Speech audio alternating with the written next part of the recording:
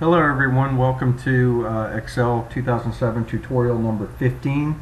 This is Rick and I wanted to walk you through today using Vlookup and HLOOKUP.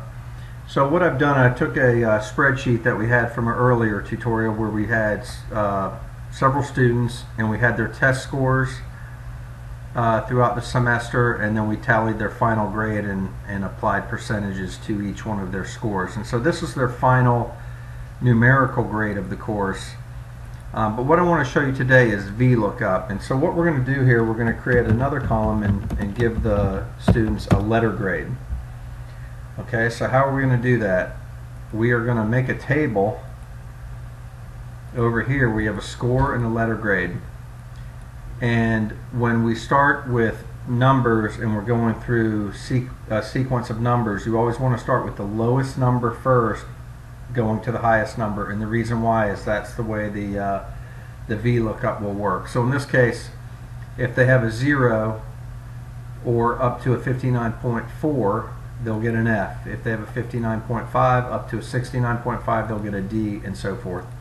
So how we want to do this is we're going to run a function called Vlookup. We're going to say equals Vlookup,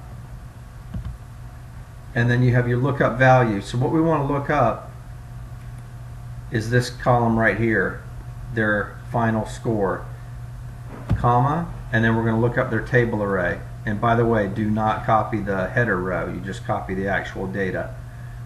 So we've done that. And then what column index do we want to pull from, right? We don't want to put the score here.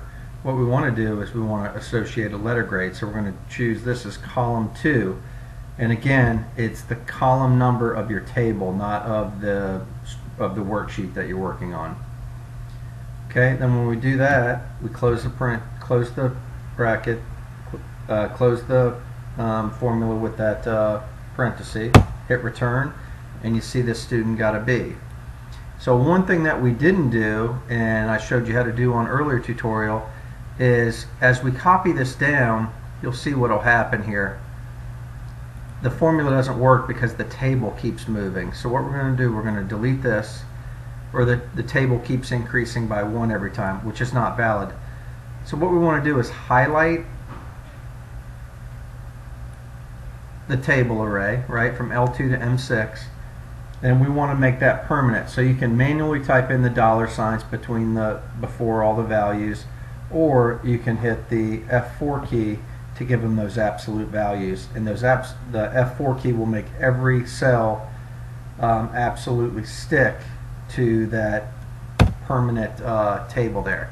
So now if we copy that down, and again to copy it down, highlight the first one. It's not showing on the screen recorder, but you will get a crosshash on the bottom right with nothing's pressed on the mouse right now. Click it, hold the left mouse button, drag it all the way down to the bottom, and there you have it.